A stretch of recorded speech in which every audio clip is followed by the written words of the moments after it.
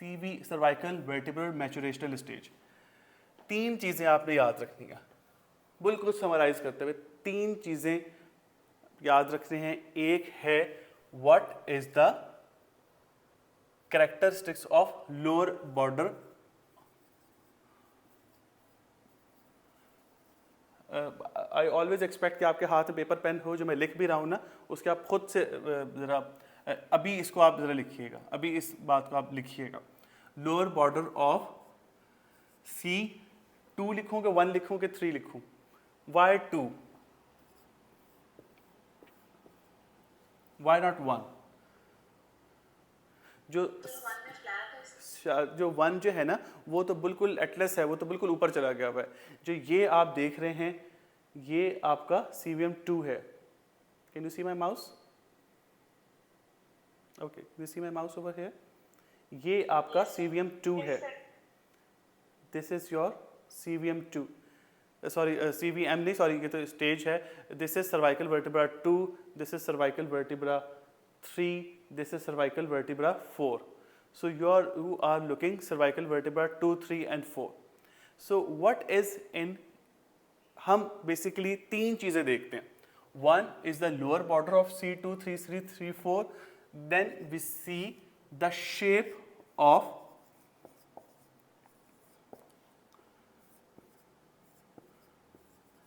पहली क्या चीज़ थी?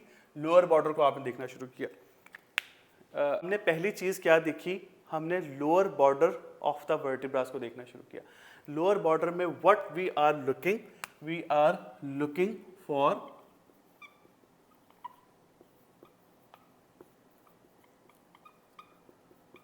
Looking for concavities in C2, C3, C4। Lower border को हमने देखा तो हमने उसकी कंकैविटीज को देखते चले गए और फिर हमने उसकी स्टेज को डिफाइन किया। ठीक है। दूसरी चीज आपने क्या देखनी है कि what is the shape of CVM2, 3, 4। जब हम शेप की बात करते हैं, any intelligent can we see C2, क्योंकि C2 में सिर्फ लोअर बॉर्डर की तो कंकैविटी आ रही है, उसके बाद उसकी शेप चेंज नहीं हो रही। अगर आप जरा गौर से देखें तो ये देखें कि C2 जो है इसकी शेप में सिर्फ लोअर बॉर्डर में कंकैविटी आई, उसके बाद उसकी शेप वैसे ही है। शेप चेंज आ रही है C3, C4 में। ये बात नोट की आपने? अगर आप स्लाइड पे क्लिक करें तो स्लाइड पे के ऊपर भी आप देखें, आपने ना मल्टीपल क्लिक करते जाने, जब आपने स्लाइड पे आना तो मेरे इसके ऊपर आपने आए, इस पे आप देखें कि सिर्फ C2 उसकी तो बात ऐसा शेप में चेंज नहीं आ रही ना। तो अच्छा, जो शेप में चेंज आ रही है वो मोस्टली आ रही है C3, C4 में। और ये शेप में चेंज कैसे आ रही है? पहले ये ट्रेपेजॉइडल है,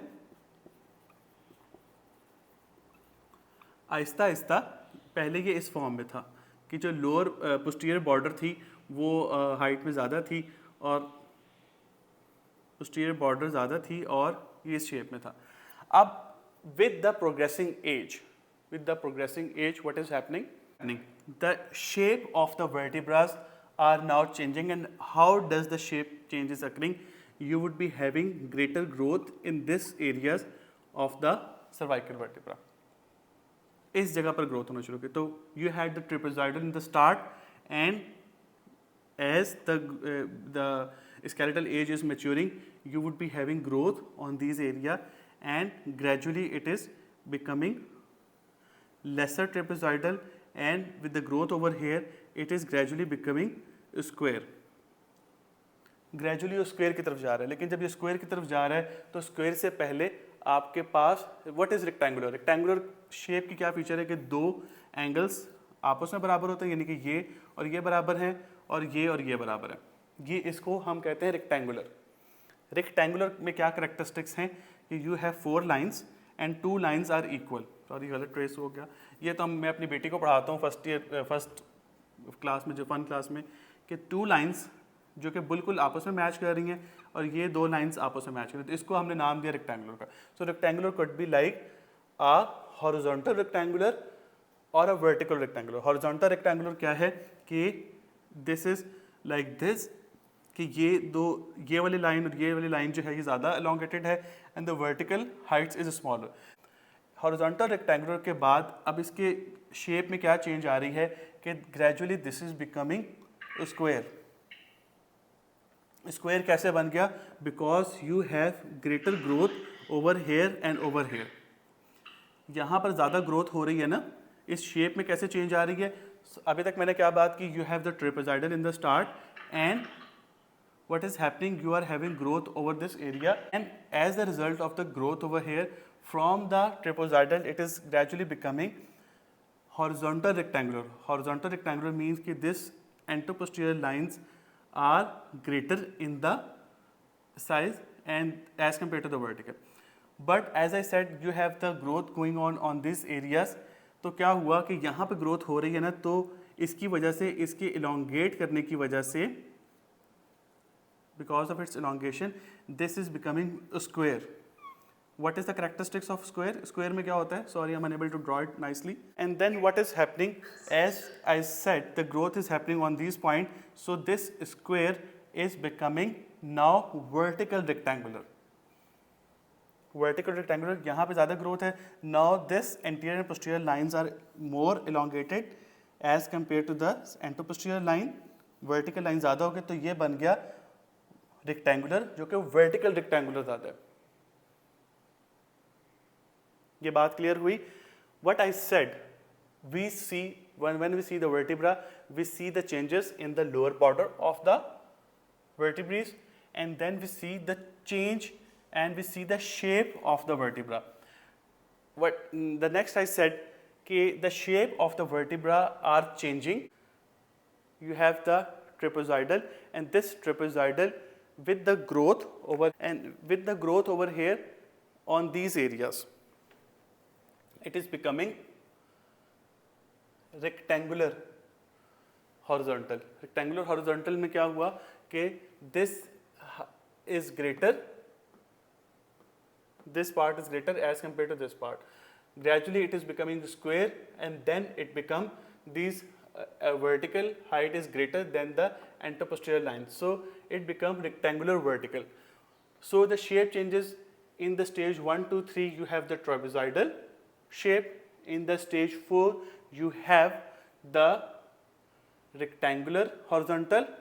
In the stage 5 you have square. In the stage 6 you have rectangular vertical. Not very difficult.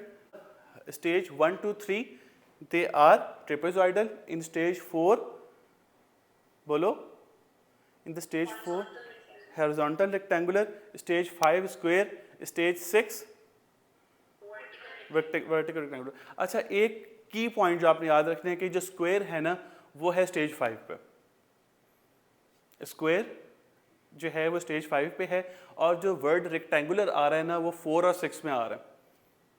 पहले हॉरिजॉन्टल फिर वर्टिकल। अगर आप इसे ड्रॉ करके देखें तो the shape of the vertebra is becoming more vertical with the progressing maturity. तो पहले 3 स्टेजेस में वो ट्रेपेजॉइडल है, 4 में हॉरिजॉन्टल रेक्टेंगुलर, 5 में स्क्वायर, 6 में वर्टिकल रेक्टेंगुलर। ये तो हो गए शेप में। लोअर बॉर्डर में हम स्टेजेस में आ जाएं तो स्टेज 1 में जो है वो कुछ भी नहीं। ये आपने मैच करना ही, मैं याद कराने की मेमोनिक्स आपको बता रहा हूँ कि स्टेज 2 में सर्वाइकल वर्टिब्रा 2 में कनकैविटी आ रही है।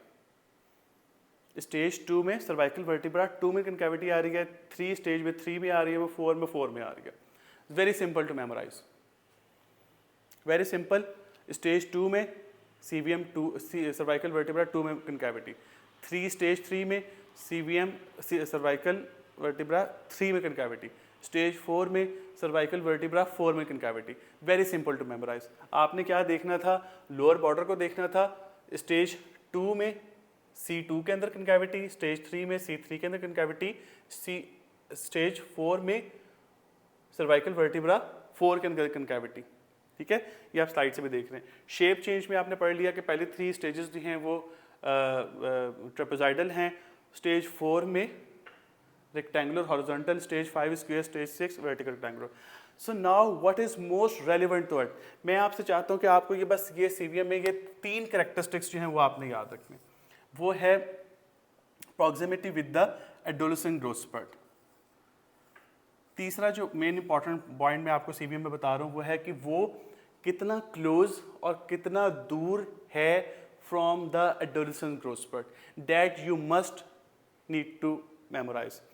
अच्छा, आप इसको ज़रा गौर से देखें तो आप ये देखें कि for us the take home message is when you see the vertebra, first you have to decide looking on these two features, lower border shape, you decide on which CVM stage you are. When you say stage 3, stage 4, you will give functional appliance in stage 3 or 4. Take home, very important point, you will give functional appliance when your patient is in CVM 3. This is the ideal age because you are going to have the growth spurt between CVM stage 3 and 4. $1 million point from your clinical practice point of view. You see a patient in the adolescence, got the cervical vertebral stage, when you will give functional appliance between CVM stage 3 and 4. The growth spurt will come after 2 years. After stage 2, CVM stage 2, the growth spurt will come after 1 year. So if the patient is in CVM 1 or 2, you will say, if the patient is at CVM 1, आप कहेंगे कि जी 2 साल के बाद growth spurt आएगी. Patient CVM 2 पे है, you will say the growth spurt will come after 1 year. Okay? If the patient is on CVM 3, this means that now you are around the growth spurt and the growth spurt will come within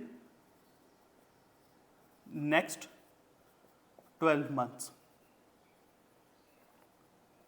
The growth spurt will come within next 12 months. Okay? In stage 4, in the last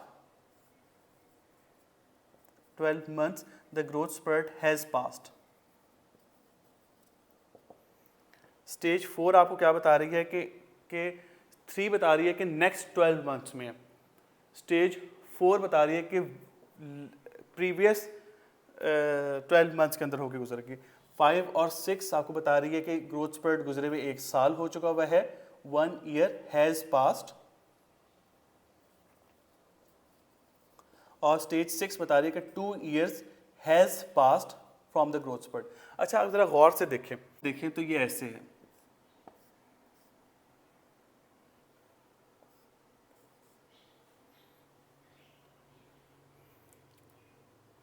नज़र आ रहा है board आपको किस तरह के. ये stage 1 के अंदर जो है 2 साल के बाद आएगी ग्रोथ स्पर्ट, स्टेज 2 के अंदर 1 साल के बाद आएगी, स्टेज 3 के अंदर विदिन नेक्स्ट 1 ईयर यानी कि 12 मंथ्स में आएगी, विदिन नेक्स्ट 12 मंथ्स में आएगी, यानी कि you are now passing through the growth spurt. 4 में विदिन लास्ट प्रीवियसली 12 महीनों के दरमियान. स्टेज 5 में 1 साल गुजर चुका हुआ है ग्रोथ स्पर्ट्स को, और स्टेज 6 में जो है वो 2 साल गुजर चुके हुए हैं ग्रोथ स्पर्ट को. So this is so relevant to you because looking at the CVM stages you will look for stage 3 and 4 and now you will decide that this patient is a candidate for the functional appliances. Is this point clear? क्या था, stage 1 में 2 साल के बाद आएगी, 2 में 1 साल के बाद आएगी, 3 में नेक्स्ट 12 मंथ्स के बाद है, 4 में लास्ट 12 मंथ्स के अंदर ग्रोथ स्पर्ट गुजरा है, 5 और 6 में 1 साल गुजर चुका है ग्रोथ स्पर्ट को, 6 में 2 साल गुजर चुके हैं ग्रोथ स्पर्ट को.